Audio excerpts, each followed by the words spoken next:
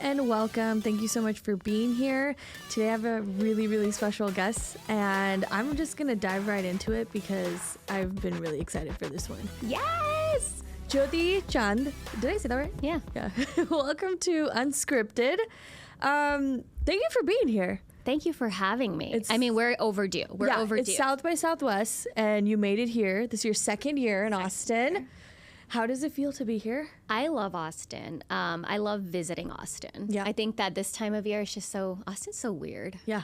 I love it. It's so weird. And also the weather's great this time of year. Phenomenal. Last year was like stupid hot, I think. I don't remember. Remember? I remember us walking down the street and I just like was sweating through my clothes. Yeah, probably. It was hot today. Yeah, today is, pretty hot. It's because you came into town. Oh, dang. She coming in with the lines, you guys. So tell us a little bit about you. Yeah. What's going on? And what do you do? I am Jyoti Chand. I'm an author, an influencer, and a mother. I have a book coming out May 13th called Fitting Indian with HarperCollins. I'm very excited. So excited for you. It is a young adult graphic novel. It actually just got selected as a Junior Library Guild Gold Standard. Did you bring it? I didn't bring a physical copy of the book. I know, right? I should have. I have it on a digital copy on my iPad if you want to see it. Oh, yes. I definitely want to see it. And it just has heavy themes of like mental health and teenage sexuality and South Asian, community and stigma and all of that. So I'm really excited about this book because it's going to start conversations. Yeah. But yeah, and then the influencer stuff is always fun. I love having fun on the internet as a momfluencer and sharing my 3 beautiful babies and my 3 beautiful fur babies. I was going to say, you have like 6 now. I have 6 kids and a lot of plants. Yeah. I don't know what it is. I just like taking care of stuff. Yeah. Yeah. That's nice because I have only fake plants. I can't keep one real plant alive, but I can keep my dogs alive. That's really all good. Matters, That right? is really all that matters. It did take me a lot of time to become a plant mom, a lot of concentration and dead plants. Yeah. To get where I am. I don't know how you do it. I saw your house and I was just like, oh my God. I'm surprised the dogs or cats aren't getting into it. No, It's amazing. Nobody likes the plants except for me. Oh, that's nice. But that's nice. And also like everyone depends on you to keep them alive. Yeah, pretty much. Pretty much. I'm literally I'm keeping everyone alive. Yeah. And my husband takes care of everything too. So Okay, that's good. That's good. Well, let's go back to the book. That is so exciting. Fitting Indian. You said May 13th. Yes. Everybody buy it. There's going to be a book tour. Is there a pre-order link already going on? Pre-order link is already up. Okay. It's everywhere books are sold. Oh, Yeah. that's exciting. I'm really excited. Okay, what's one moment in Fitting Indian that was totally inspired by real life? Honestly, it's a really vulnerable moment. There's actually a lot of me in the book, even though it's not my story. And the reason I didn't write it as a memoir per se is because I wanted to tell it in contemporary times with social media. And that's a huge aspect of the book is there's some social media stuff in there. Because I wanted to relate to the kids of today. I need to make that. I need that conversation to be happening with the young adults of today. And that conversation is mental health, depression, and suicide.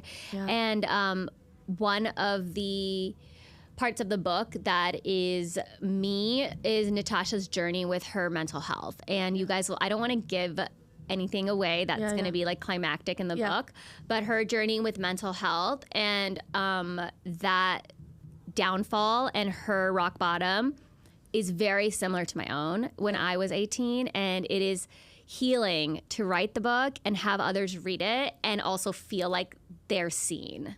Is this book like for 18-year-olds or is it through like teenage years? It's 14 and up. Okay. I would say the ideal audience for the book is 16 to 27 is like the market that like I would love to hit, but it's for anybody. Yeah. Like it is a book that my mom read and cried, which was crazy. Yeah. I did not expect her to cry, but she was like, oh my God. Like, I feel this. Did she know you were going through all that? She did. And she said she never really fully understood it until she read it and felt it. And then she shared her own mental health journeys with me. And I just think that in itself, this conversation, for her to be able to do that is it's phenomenal. Yeah, when I did that with my parents, it was also, well, my dad still doesn't understand, but with my mom, I think there's a different feeling there because she's a woman. She's a brown woman in this world, and she also came from nothing. Yeah. From like India to here, and I was like, the shit they went through. Yeah,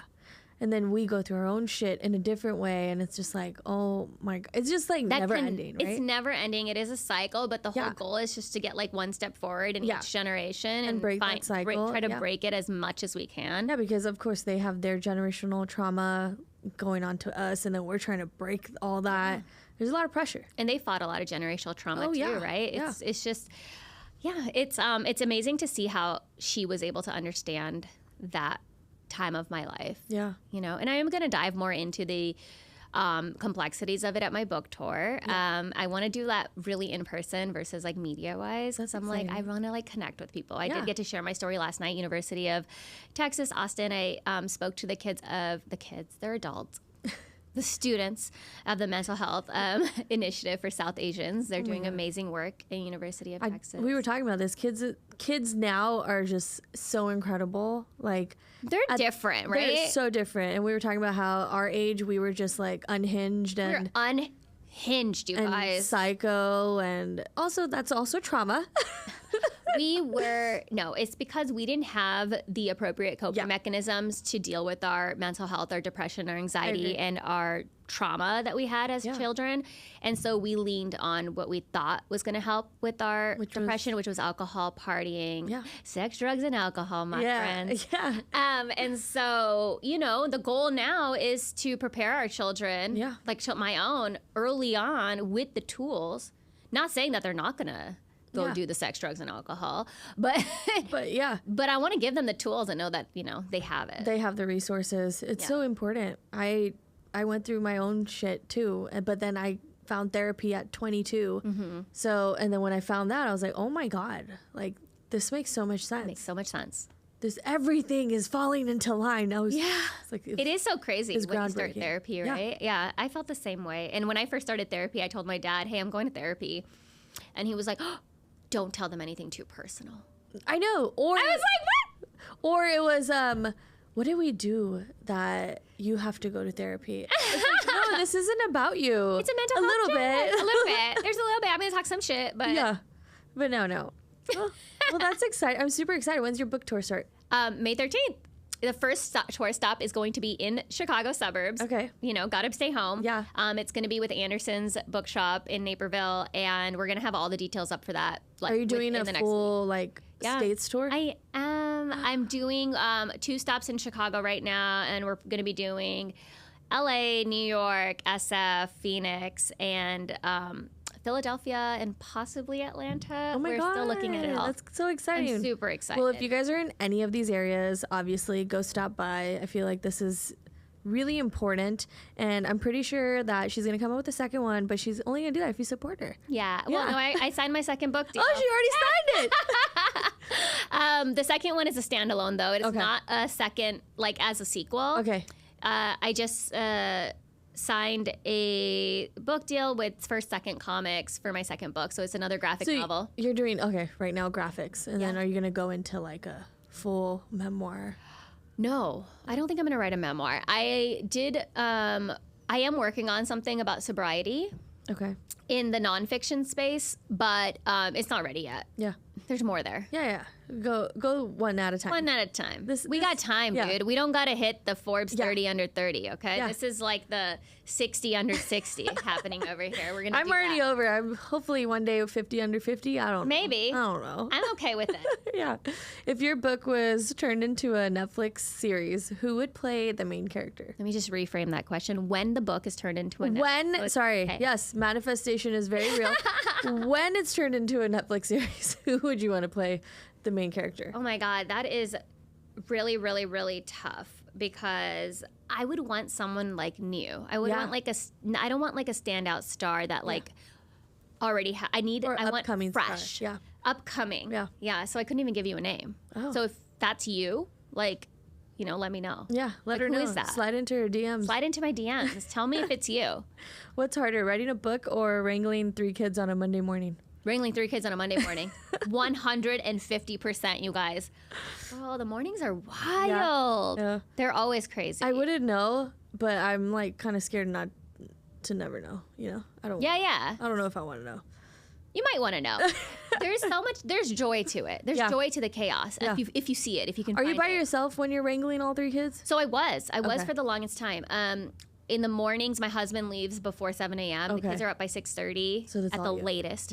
And okay. And Karishma looks scared. She's like, oh shit. That shit's That's early. earlier than the dogs. I wake up at 8 o'clock, 7:30. Yeah, no, I used to just be me wrangling the kids, but now I actually have help. I have a nanny. That's awesome. I have 2 sisters, and they switch days, nice. And they're amazing. And they come in like right before the bus comes and help me with like lunches and stuff like that, so I can kind of check out by 8 a.m. That's amazing. And start working. That's amazing. We'll get into the nanny question later because I have some questions there. Yeah. But I want to finish the book talk. What advice would you give to someone who wants to write their first book but has no idea where to start? You guys, I have been writing since I was a little kid, and it took me to this point to get a book out, right? I always thought it was going to be like, I'm going to write a book and get it published by 25 and all of that. The biggest thing you can do is keep writing. Yeah. Like literally write, and don't be afraid to write your story. Like you are a main character. Yeah. Right? Like give that main character energy. Like for the longest time I wrote with white characters because I thought that Indians weren't main characters. Yeah, I couldn't do it. I agree. I did that in my undergrad. I wrote and in my master's, I wrote a story about like the roaring 1920s, like a novel with a white main character. And I was, what am I doing? Yeah. And it took me until writing like my play. I wrote a play, and that's the book that the play was actually turned into a graphic novel that's going to be the second book. And it took me until that to realize that I need to be writing my own characters. They say write what you know. Yeah. Right? So yeah, just write and write what you know. Yeah. What was that one point where you're like, you know what? South Asian women can be main characters. Yeah. Oh man. Because it was a turning point when I was reading, when you're workshopping with other people and someone actually like asks you like why? Yeah. Why is your characters, why don't you have South Asian characters? And I was like, oh. That's a good question. That's a really good question. Like, why am I not writing my stories? Yeah. And, people like Mindy Kaling who came into the spotlight during that time and like started to show us that we are characters and we're not just Apu from The Simpsons and we're so much more than that. We're, and... or just some funny Indian character. Always. Right, or seeing like Pitch Perfect and seeing Utkarsh in there like performing. Or like always with an Indian accent. Yeah. Right. And it's like so cool to see these roles that were starting to come out, and now more so than ever, right? Like we got Amrit Kaur who did Sex Lives of College Girls and did us fucking right. Like I feel like that did us right. You know who I pictured in that role? You. Yeah. As a college kid. Thank you so much. Because that was me as a college kid. Sorry. I was like half of it too. Yeah. I wasn't like that. I was funny, but not. You weren't that promiscuous. Yeah. You weren't sex positive. I was, but my friends weren't. Yeah, no, I get it. So I felt shameful. Like I can't believe I was doing this. No, Sorry, Mom, Dad, don't listen to this. It's fine. You're married. It's fine. She had sex. So I also had that guilt and shame because we were just kind of bred that way, right? We were bred to believe that like we weren't supposed to be touched by any man until like we were married and all of that. Crazy. But I was a very sex positive person, and I was too. Yeah, and I am. Sorry. Yeah, no, I still am too. Yeah. And so, let's not go there. This isn't Howard Stern, okay? Yeah, I love the way that character was portrayed in that, and that wasn't the good Indian girl. She got to be it was perfect. I was such a bad, like quote unquote bad Indian girl. That's what we should title this podcast episode. Is Bad Indian girl, right? Yeah. Because everyone, all my friends were very, very smart, but always on their shit with education, studying, always on it. Me, always somewhere doing stupid shit. I mean, we grew up close to each other, right? Yeah. Like in similar constructs, like east of LA, and a lot more matured quickly in that realm. And LA was wild during the time we were growing up. And it was.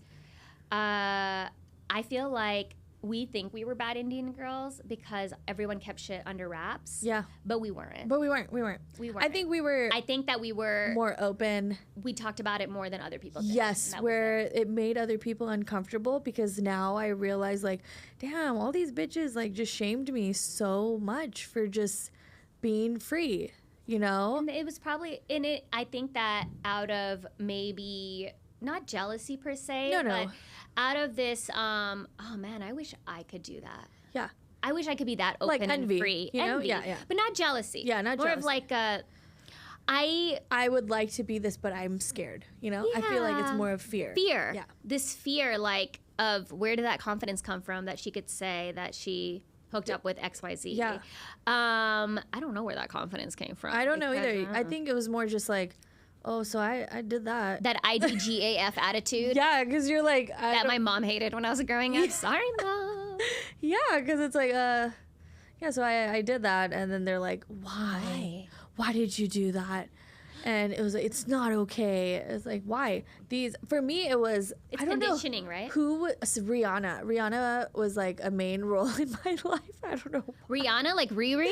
Yeah, Riri. You guys tight? Yeah, we're so cool. We text. No, but I remember she was just like so open with her body and like just always, even her songs are very sex positive and stuff. Yeah. And I was just always like, if God, and I listened to a lot of her interviews, and it's like, if a guys could have like all these counts, body counts, why is it so shameful for girls? Like, till this day, I don't understand why there's such a big double standard in that. There is. Like, it's crazy. It is crazy. It's I agree with insane to you. me. I don't think it's important. No, I don't think anything's important. I think it's important to experience life the way you want to and do whatever makes you happy. What makes you happy. Yeah. And it should be that way. And as long as you're not, ruining relationships on the side. Yeah. Overstepping into marriages, we're good. Yeah. Just stay in your lane, but also have a good time, you know? That's exactly what I'll teach Karina. Yeah. Stay in your lane, but have a good time. Yeah. I love that, queen. Going on to family, that's a really different subject to change it to. So anyway, it's how the kids were made. You have a new fur baby in your little family. Well, Bailey. not little. It's like a big family. It is a big family. You're almost a basketball team. We are a basketball team. Yeah. Bailey. Imagine if Bailey could play basketball. Bailey is a Cavapoo puppy. So She's cute. 6 months old, getting spayed soon. Is she gonna stay that? She's not going to be very big. No, she's like going to be 15 to 20 pounds max. Wow. She's adorable. And then I have that massive beast. Yeah. He's a Newfoundland poodle, and he's huge. He's 5'9"-ish, 5'10" on his hind legs, and he's a bear. And they're such a funny pair. I bet she could just like sit on his back and She literally is the size of his face. yeah, It's adorable. and she's gonna stay that size. Yeah. And Keshav and Teddy are really close. Aww. Yeah. My Keshav is my 2-year-old, almost 2-year-old.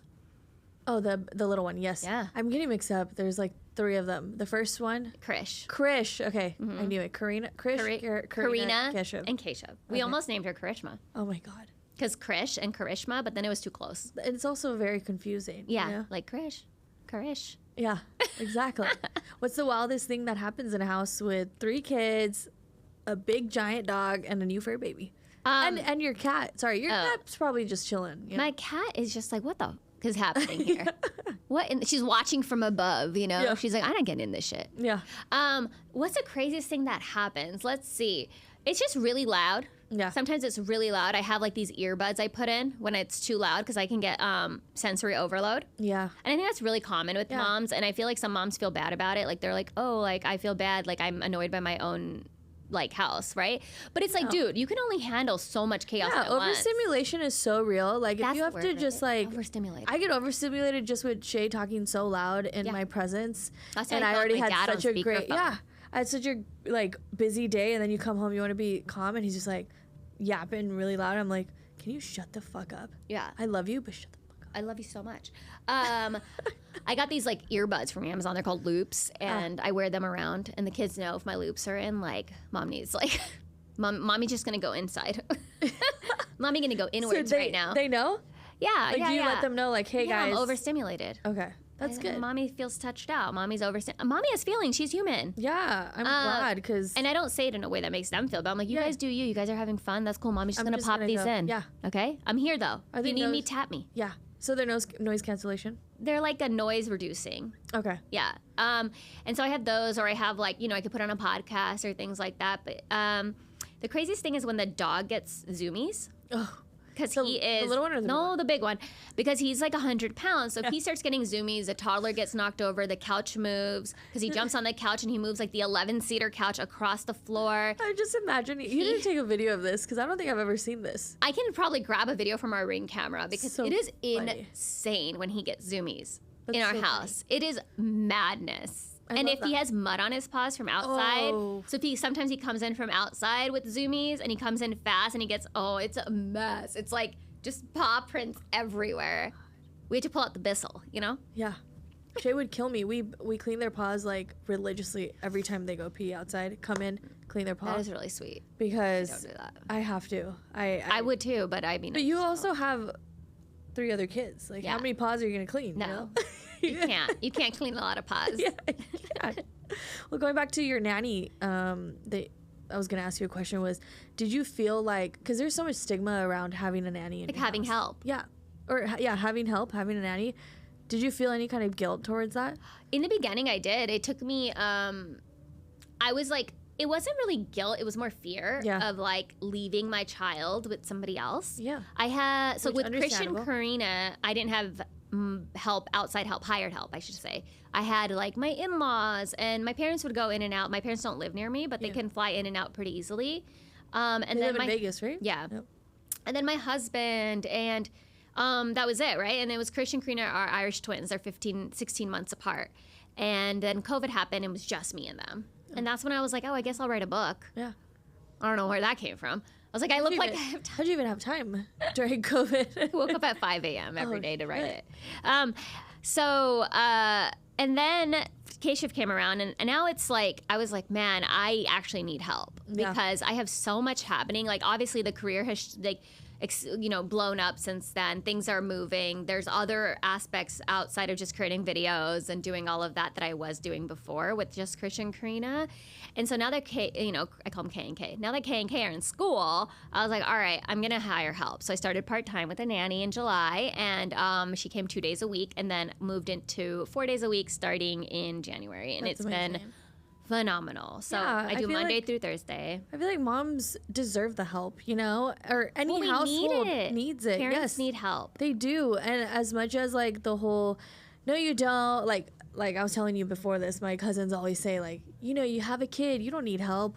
We're all here. But how much are you going to be here? You're not here in our daily lives. I have 96 relatives in the Chicago area, and I still need to hire help because Yeah. everyone's busy. Everyone, and that is okay. And we shouldn't even, I wouldn't even expect anyone to help me, I wouldn't even exactly. ask because also that's weird. Like, why are you going to take your time out of your day to help me and my I mean, it's good to have a family, village, though. So I have like friends in the neighborhood that are like my really close friends, and our kids are all very similar ages, and we rely on each other. Yeah. So like if sometimes we put our kids in the same activities so we can carpool or that's things like great, that. yeah. And that's the kind of village like you got to build, like Yeah. because our parents had a village. Yeah. Well, mine did at least. My mom did not. So that's why I'm very I'm going to get help. Yeah, and I'm proud of you for that because it's not easy. Like I was the person who was like, I'm not going to need help, right? I was like, I could do this, and then I know I can't. Why suffer in silence? Yeah, why? There's no like award for doing it by yourself. Yeah. Unfortunately, there's no like medal of honor after. I know. So like if you can afford the help and you can get the help, get the help. Yeah.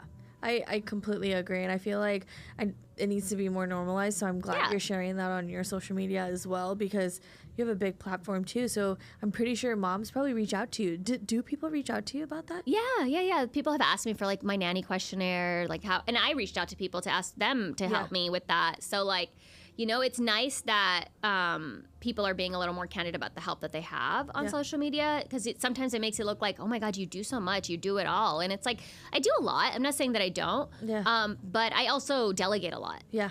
Right? I have a huge team. Yeah. I have a CSO, like my chief strategy officer. I have my manager. I have the assistant manager. I have a lit agent. I have an editor. And you have an assistant. And now I have a publicist. And a publicist. And so, like, it's like the team is big. Everyone has, like, delegate. Yeah. I delegate so much. So it's like, it's not that I'm doing it all. No. I just do the creative stuff. Yeah. Which is nice. You get to do the fun stuff, but you also have so much help around you. Yeah. I strive to be that way one day. It's me, myself, and I, editor, creator, director, writer. And that's how it starts, right? Like, I started that way, too. Yeah, so that's one day really, you're going to have a whole team behind you. Yeah, it's going to be very exciting. It's so inspiring because I've known you for a really long time now. So I've seen you from that point to the come up. Crazy. It's amazing. We've known each other for a very long time. Really, like, we've been online friends, I think, before COVID. Yeah. It was before COVID. It was like when you had, I think, 20K and I had like 6. That was less than 20K. I don't remember. It was so little. And then, But it was the OGs. Yeah. And I love those OGs. Yeah. They're still there. Yeah. A lot of them are still there and we all still keep in touch. They've also, honestly, the OG followers have become like friends. Like, they're we DM so much that, like, I know, like, I can tell by their names. I can, like, say their handles. You know what I mean? I have, like, a handful of them that I just know. I'm like, I feel like we've been, like. I want to do, like, a girls' trip with those girls. Yeah. I think that would be fun. Yeah. If your family, since there's so much chaos in your house. Absolutely. Which it's like chaotic but fun. If your family had a reality show, what would it be called? Did you ever think about this? We talked about it, actually. We had like kind of like a slight opportunity to explore that a couple years ago, and I was like, I just can't like put my kids through that. What would it be called? It would be called Wait Till Your Daddy Gets Home. Something like that. Like, I love that. Yeah, something like that. That's cute. I think that was a show back in the day when I was a kid. And wait till your daddy gets. I don't remember. Wait till your daddy gets. Wait till your daddy gets home. It was like a thing. I don't remember. I remember that. Okay. I love that. What's one parenting rule you swore by, but then you had kids? Okay, this is specifically towards the third child. Okay. Everything that I did with Krish and Karina that I was so strict about has gone out the window with the third child. I have no backbone. Really? Yeah. So I sleep trained Krish and Karina. We're very strict about their schedule and all of that. And now Keisha's running around at 9 p.m. going, Mama! And drinking a bottle of milk at night. So I can't really like... You just have no boundaries with that one? No boundaries with that guy. So everything. Was Keisha planned? Yes. Okay. Very. Okay. I wanted him for so long. Like, I knew... Because there's an age gap. There's a huge age gap. And COVID deterred us, right? Yeah. And then my father-in-law got sick. And then he passed away. And then... so sorry. In that time while he was sick, there was a moment where he was better. Yeah. He was like he looked, he had gotten a little bit better. And that's when we got pregnant. And then he passed away shortly after that. But it was like my last chance. I went up to my husband and I was like, look, if we're not going to have another, I really wanted a third kid. Yeah. I was fighting for a third. I just felt like my life wasn't complete without a third. Yeah. I don't know why. It was just. Do you have threes? Are you three? I'm one of three. That makes sense. Yeah. And I'm 2 boys, 1 girl, just like I have. And so I went up to my husband and I was like, hey, look, I'm 34 years old. I want to wrap this up next year. Yeah. I don't think I want to, do the whole a 7-year age gap with Karina. And so I was like, if you want to have a third, let's do it. If not, go get a vasectomy. Yeah. And he was like, I think the vasectomy part scared him a little bit. And he was like, well, I don't know if we're done yet or not. And that's all I needed to hear. I was pregnant in 2 months.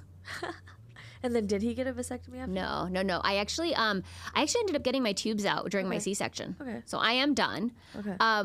But I do have a little regret about that, about getting my tubes out, because I feel like I could have done one more. Really? Yeah. We just talked about it, and I was like, I feel so bad. I got my tubes out. And this is why men should just do the vasectomy, because it could get reversed, right? My husband, the reason I didn't want him to do a vasectomy is I felt like he would get to like be a baby for a week about it, because like he's very, very sensitive to procedures of any kind, like including like blood draws. I heard these are just like 24 hours. They're 24-hour turnaround. It is outpatient, you guys. It is an outpatient procedure. Men. But he said he would do it. He was like, hey, you don't have to get your tubes out. I'll do it. And I was like, I'm good. They're already in there. Take them out. It reduces my risk of ovarian cancer. Yeah. I'm good with that. Like, let's just, I don't want to like deal with you being like hurt for a week. Yeah. But I'll take the month off. But I'll just I'm already sacrifices women make. I'm good. I'll just take it off. Oh, it's already in there. You're already in there. Just take them out. I feel like 3 is good. 3 is a good number, and that is why I took my tubes out, because I knew that I would make an emotional decision later and have more children.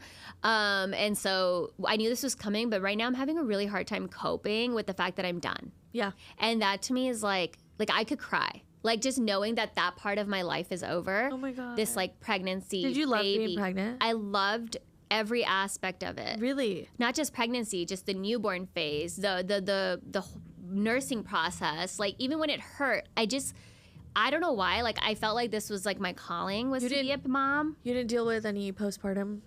I had prenatal depression with Karina. Oh. Yeah, so I had prenatal depression with Karina, and that was really bad. But we made sure we put boundaries in place, so we didn't have any postpartum depression. So my husband's a psychiatrist. Yeah. So he was able to really like watch that for me. So what were if you're comfortable sharing, what were some my of the boundaries? Yeah. No visitors for 2 months. Okay. My parents did not meet Krish until he was 2 weeks old. Okay. That was our first baby pregnancy. We didn't want anyone to meet our baby or touch our baby. I feel like it's very important.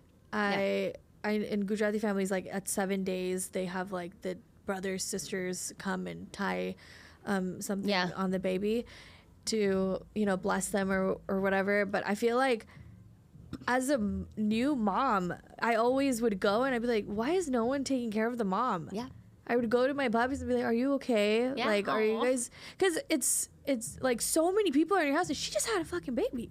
It's a lot. And I think that having visitors during that time would have stressed me out. Yeah, and overstimulating. Especially because people touching the baby and like the fear of them getting mono or them getting sick. Yeah. And like, this was pre-COVID. Yeah. Right? Like, and I was still this person. And it wasn't like the easiest thing to do the second time because we were in Chicago where my grandma is and all of that. And nobody met my baby until they were over 2 months old and vaccinated.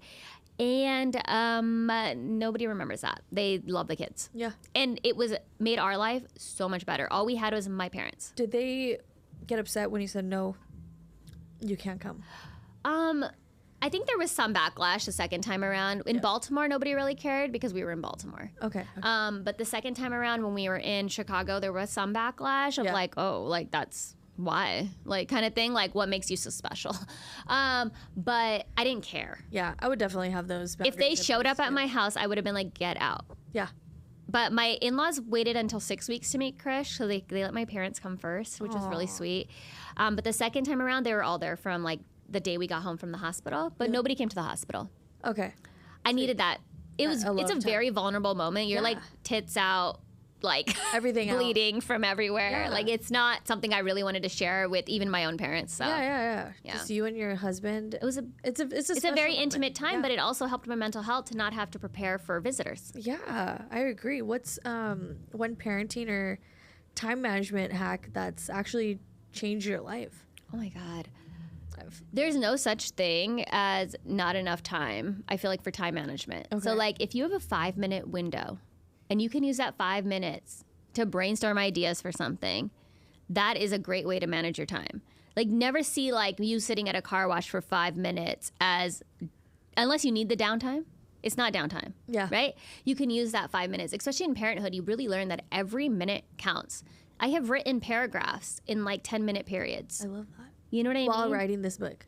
Not even this book. This just some other stuff that I'm writing. Like I've written short stories in like, a doctor's office waiting room sometimes. Yeah, I mean, there's with so the much... baby when they're in like a cradle because it's just like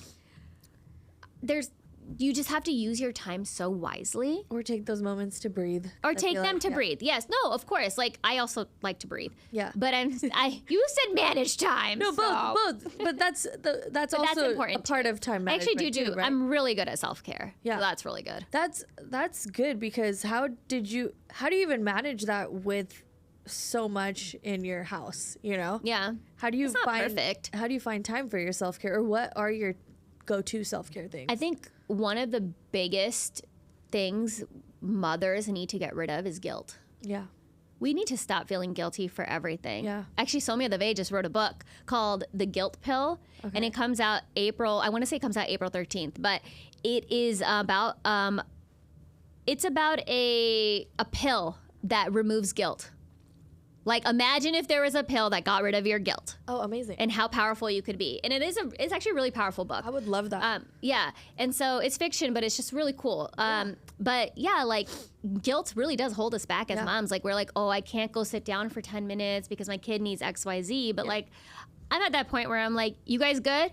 All right, you need water? Go get your water. You know how to get water. Yeah. Like, oh, help your little brother. Hey, get mommy this. Like, you know, like be an active participant in our house. Yeah. And Krish like knows how to wash dishes and like he helps out. He feeds the dogs. He's got a lot of responsibilities. He's the oldest kid, right? He's the oldest kid. He's such an older sibling. He's such an older sibling. Yeah.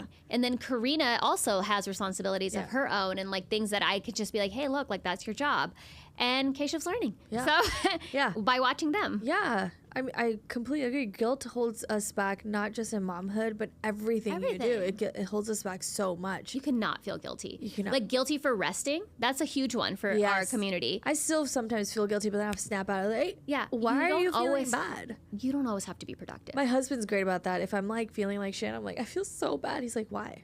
Yeah. You obviously don't feel good, so you should rest. And I'm like, I think who taught you that? Me. I think one of the issues with I feel like specifically in our diaspora with women and us feeling the need to always be productive or always be doing something is that we keep raising the bar for ourselves. Yeah. We get to where we want to get to and then we're like, what's next? Raise the bar. And it's this like natural conditioning to want to achieve, right? Like we want to be high achievers. So we want, a lot of us, I think this is common amongst my friend group where like, I'm like, it's okay that I spent the whole day lounging. I can do that. Yeah. You're allowed to rot. You don't have to earn your rest. Yeah. Like chill. Yeah. It's hard for me. My husband does it really well.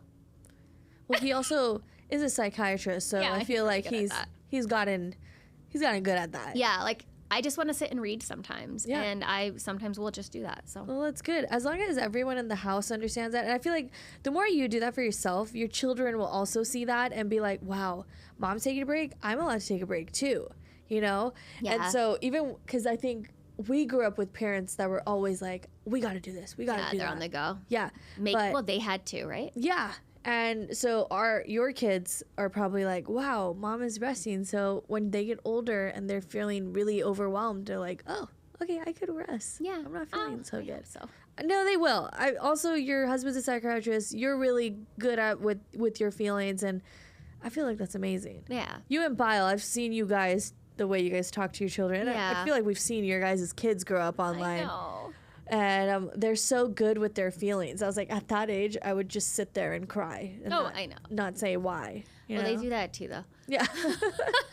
That's Keshav right now. He's still trying to figure himself out. He's like a baby. He's a baby. He's a little baby. And he's okay. Learning. Yeah.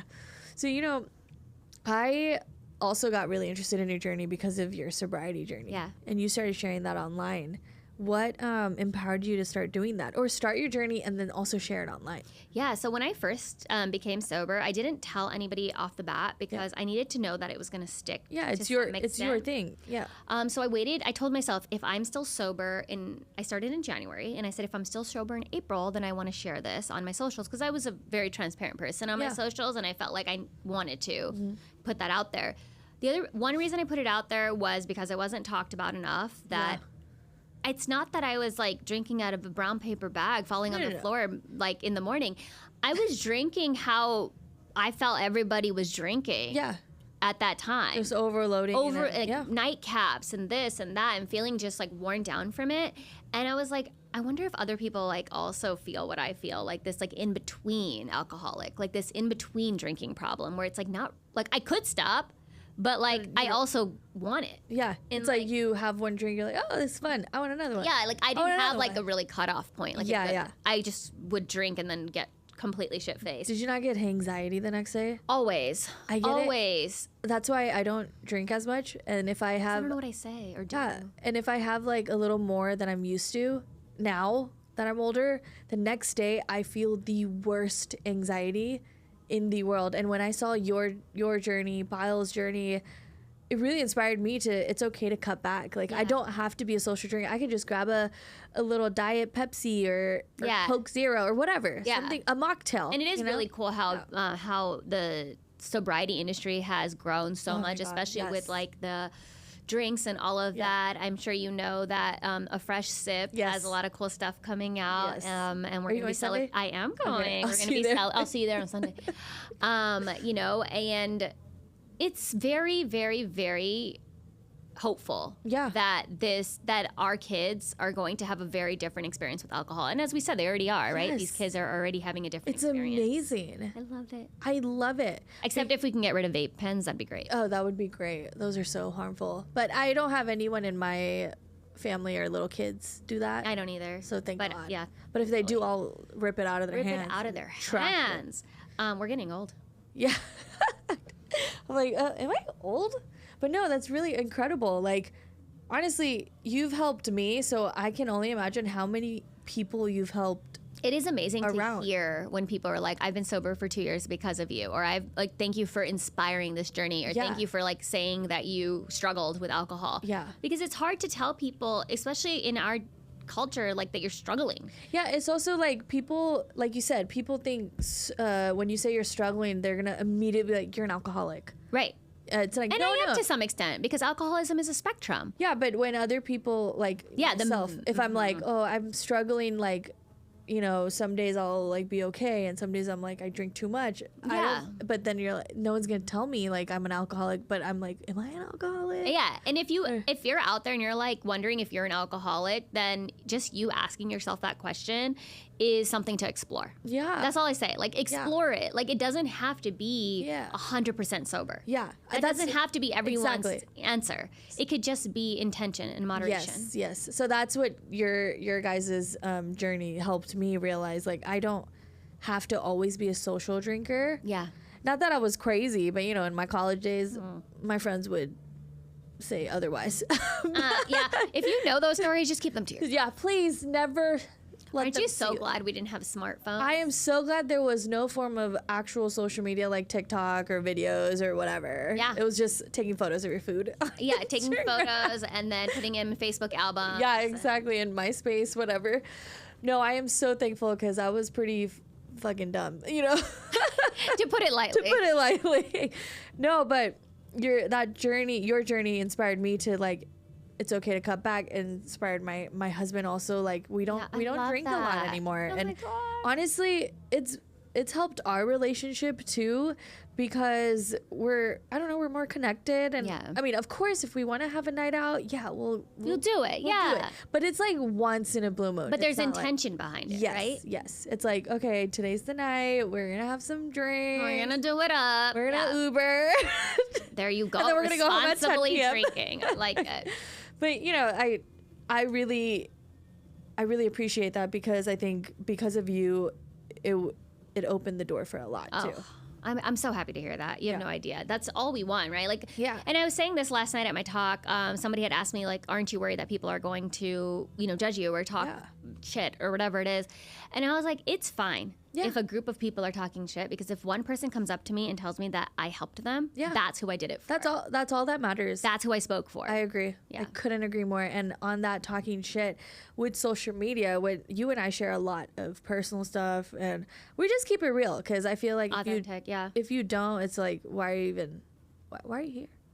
To make money, probably. Yeah, to make money, but that's not my motive. That's not my motive. I want to make connections. 100% community. Yeah, community over everything. And I think with that, we do get a lot of judgment. We do get a lot of comments. And what my question was, how did you get over that judgment? I don't think you ever really get over it. I think that it always is going to kind of suck to be judged for something, and especially when you're trying to do something good. Yeah. But you can block it out. Yeah. Right? You can block out the noise. You can just be like, whatever. Like, I don't care. Like, you get used to it, which is even therapy helps. Worse to say. Yeah, but you do get used to it. Your skin gets thicker. Yeah. After some time, you're just like, okay. Like, it's just noise. We also grew up with Indian aunties. Skin is always thick. Girl, you know what I mean? I know, dude. I know. It's a different thickness. We are ready, prepared all the time. We're already prepared for you trolls. We got trolls in our life. Yeah, we grew up with them. I know. You guys are nothing. But we're the Indian aunties now, and the Indian aunties of the new generation, we different. Yeah, we're different.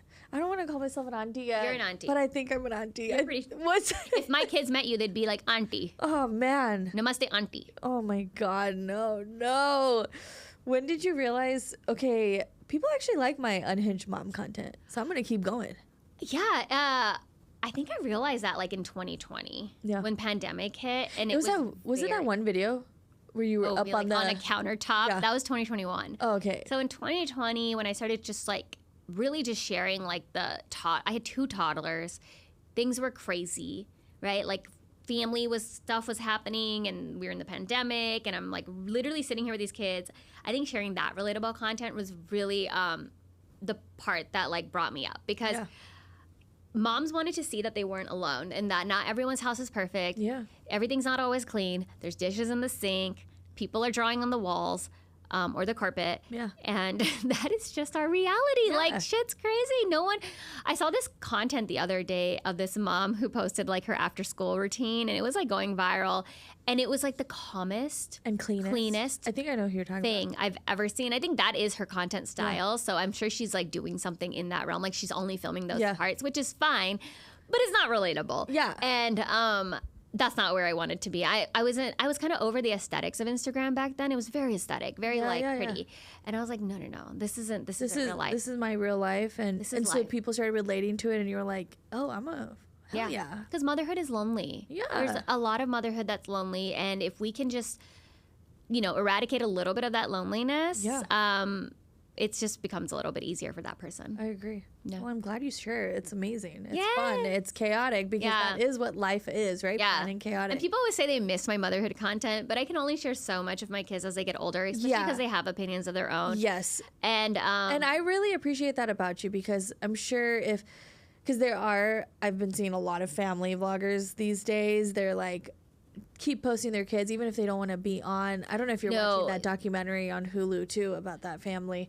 I am not. It's crazy, but she was like torturing these. Are you talking about Ruby? Yeah, abusing them. I think that's her. Yeah. Yeah. And I read about it. Yeah, it's a documentary now on Hulu. But I was watching it, and I was just like, it's just so sad, because these kids obviously didn't want to be in it. Yeah. So I really appreciate that you let them decide if they want to be a part of things. So Krish likes to be in my stuff, whereas Karina it's up to her. It depends on the day. Yeah. And so if I'm recording, she'll be like, don't post that. And if you do, edit me out. Like literally, I have to edit her out of She's not even a teen yet. Yeah, so I have to run it by her for approval, which is fine. But I love that. Because I have explained to them the complexities of social media, and when it's up there, it means it's up there forever. And I have told them that they've been up there as babies, and I guess that was my decision on that part, on their behalf. And so once they were able to tell me, for Karina, it was pretty early. She was able to give me, like, she had autonomy by 4. I love that. I'm glad, because you're teaching them to be transparent and express their feelings. Yeah. And tell them, like, I don't like this. Yeah. I love that. Yeah. I love. She does like watching her baby videos, though, so I have no regrets putting those up. Those baby videos are the best. Yeah. And obviously, I'm pretty sure if they came up to you today and be like, Mom, can you remove those baby videos? You'd be like, yeah, that's fine. Yeah, as long as I have them on my phone, I don't care. Yeah. I want them for myself. Yeah, exactly. What's the, as a social media influencer, I feel like we're in the same boat, but what's the craziest comment or DM you've ever received? Dick pic. No. Yeah. Wait, I've had one of those. Yeah. I got a dick pic in my DMs, and I knew it was going to be a dick pic because it was like a picture that was blurred out. And then I was like, Bunny, should I open this? I think I got a dick pic. And so then I opened it, and it was a dick pic. And I've never gotten one before from anybody, like ever. Yeah, same. And so it was my first one, and I showed it to my husband right away. I was like, look, dick pic. What did he say? He was just like, what the fuck are you He's so he doesn't even, he's not even phased, because he's like, that would make sense that my wife would show me a dick pic. Yeah, I love that. Is that the dynamic you guys have? Yes, he knows I'm unhinged. Yeah. And he is not. I feel like that's me and Shay to the core. Like, he just knows, he'll see me go unhinged. He's so mentally stable, it bothers me. It bothers me too. I'm like, I don't understand why you can't have chaos. Like, why are But why they're mentally stable? It's to handle us in their life. Yeah. They need the chaos. I know. We bring the fun. We bring the fun. Yeah, we bring I know, the fun. he's probably bored right now. Yeah. If you had to describe your content in 3 words, what would they be? Fun, relatable, and joyful. I love that, because that's exactly what it is when I'm, as an outside person, watching it. Oh, I'm so happy. How do you balance humor with meaningful storytelling in your content? Actually, that is my specialty is dramatic comedy. Yeah. And bringing light to heavy situations so that you can spark conversation. I don't know how I do it. I wish there was a formula, but I think it's because I'm really awkward and I say weird things. Yeah, I think I feel that. I relate to that on a level. And I feel like when you're just like that, you just have more to say. Yeah. And it just comes out. It just comes out. Yeah. It's like word vomit. Yeah. And it's already out, and then you can't stop. And you're like, oops. Yeah. I love it. Okay, we're going to do a little rapid fire. Okay. Before we end things. So I'm going to start with stand-up comedy or writing humor. Oh, stand-up comedy. Okay. I like that too. I mean, I wouldn't be able to do that, but I feel I loved it. Yeah. You did it a few times, right? I used to do stand-up for like about 2 years in LA. I love that. Okay, I need to go faster. Rapid. Rapid, and I'm like asking you more questions. Sleep in or wake up before the kids? Wake up before the kids. Okay. Always. Always. Reliving childhood or fast forwarding to retirement? Retirement. Same. Because I have money. Yeah. Reading a book or binge watching a show? Ooh, reading a book. Yeah. I would binge watch. I love reading book, but binge watch. What's one thing people would be surprised to know about you? This doesn't have to be I had a pet rat in 8th grade. What? She was surprised. What? I was not expecting that. Petey. His name was Petey. Can we can we elaborate on that? We have time. Petey was our pet rat that my dad found a rat in a bush, and it was white with red eyes. So it was like a lab rat there was like a lab across the street from the post office. No. And so he brought it home because my dad is an animal lover. So he used to like rescue birds and rescue stuff. So he was okay with this? No, like he brought it home to like rescue the rat. Wow. And so then we were like, can we keep it? And then my mom was like, what? And then it was like so cute and small. Oh, okay. And then we ended up keeping it, and it became this massive beast of a rat. And he was really smart. Yeah. Petey was smart. So Petey Petey was a girl. Yeah. She was really smart. So she would get out of her cage by herself. She could open it herself. And then she would just be like sitting on the couch like this. Oh my God! What happened then? She died. Aww. Rats don't actually live that long, but she actually had a tragic death. One of my brother's quote unquote friends, like they were in high school, and they threw her like as a joke to like toss it to each other, and she hit a corner of a pole and died on impact. What'd you guys do with the friend? What friend? Fuck that guy. Killed my rat. Yeah, I hate that guy. Fuck. Okay, I wasn't expecting that, but it turned out to be a pretty sad story. I cried. It was nice, then it got really, really sad right now. She died the night before the first day of high school, and I went to school crying, and people asked what happened, and I said my rat died, and that's pretty much how my high school career started, and that's why I'm probably weird. Were you a class comedian? No, I actually wasn't. Really? I was, I didn't really joke around. I didn't have the confidence that I have today. I was runner-up. Yeah. I never thought I would be that. Oh my God. But what's that? I was a runner-up class comedian. Oh, amazing. Yeah, second place. I can see that. What? Me? Not first? Not first. Nah, one of my really good friends is first, and she totally deserved it. I was like most likely to succeed kind of person. Wow. You know what I'm saying? Like I was a nerd alert. What was your career before? So I was pre-med. Oh, wow. And in my second year of college, I switched my major to creative writing. Wow. And so I knew what I wanted to do. Okay. That's nice. Were your parents okay with you switching your major? Because they were confused. They were definitely like, that's different. That's not a doctor. And I was like, yeah, I don't want to be a doctor. And then my mom was like, okay, well, you'll marry one. And you did. And I did. Are both your brothers doctors? My middle brother is. Okay. He's a podiatrist, and my eldest brother isn't. What is your eldest brother? He is super, super important at Frito-Lay. Love that for him. That's all I can say. Yeah. He's got like NDAs and stuff. Yeah, I mean, we don't need to disclose any information. But going back to the questions, that turned around real quick. The rat thing got me. The rat thing got her.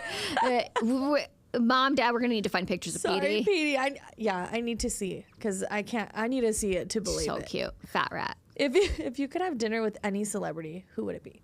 Wait, just going back to the rat really quick. Oh, yes. Petey had a leash, and we took her to Venice Beach one time. The fuck? Okay. Let's go.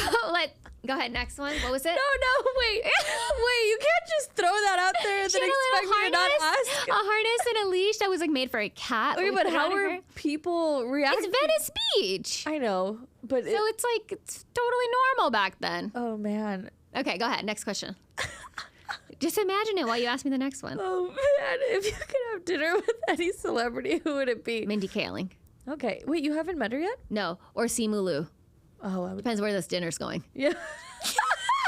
Is that your celeb crush? That's my celeb crush. Oh, wow. He's very married, and I'm very married, but that's my celeb crush, is Simu Liu. He's married? Yeah. Oh, yeah, he just... He is. Yeah, Mindy Kaling. I haven't met her yet, but I think that I am going to soon. I feel like it's in the works. I feel like she's popping up a lot lately. So yeah, soon. I'm surprised you weren't there last weekend. I know, me too. Yeah. Yeah, people. What was going on? What's going on there? Why wasn't she there? She would probably be the one making your Netflix series. I would think so. Yeah. I would hope so. We'll find out. Yeah. What's so now I'll ask you one thing. So you before we end. Oh my God, I don't know why I got it's the word rat. jumble. It's the rat. It fucked up my whole ending. But before we end, what's one life lesson that's shaped you for who you are today? Trust the process. Yeah. Who told you that? A lot of people, but most recently, my friend Mariam, who's also my strategist, had it as a theme at her birthday party, was trust the process. And it's just like, I don't know. My dad taught me that. Okay. My dad taught me that process, that everything will fall into place when it's kismet. Yeah. You know? I love that because it's so true. It is and true. Look at you now. I know. I trusted it. You trusted it. I trusted that I could take this creative writing degree and use it for something useful. Yeah. Where people probably were like, what are you going to do with it? You know? No, really. No, like 100%. Yeah. Even I was like, what am I going to do with this? And look what you're doing. I'm excited. You made Fitting Indian. Yeah. Coming out May 13, everybody. One more time. I'm on socials as Mama Jotes. Mama Jotes. Instagram, TikTok. YouTube. Substack. I don't know what that is. That's like where my newsletter is. Okay. Wait, I know your newsletter. Sorry. Yeah. I do know. But yeah, Fitting Indian is out on May 13th everywhere, right? Everywhere. You can buy it on Amazon. Go pre-order it right now. And I just want to say thank you so much for being here. Oh my God, thank you. I'm excited about this. I'm so grateful for your time. I know you had a really busy schedule. And honestly, I'm really grateful. I scheduled you first, and then I scheduled everything else around you. That is very, very kind. Thank you so much. I really appreciate it. I love you so much. Love you. But thank you all for listening in and tune in every week on Tuesdays. Have a good day.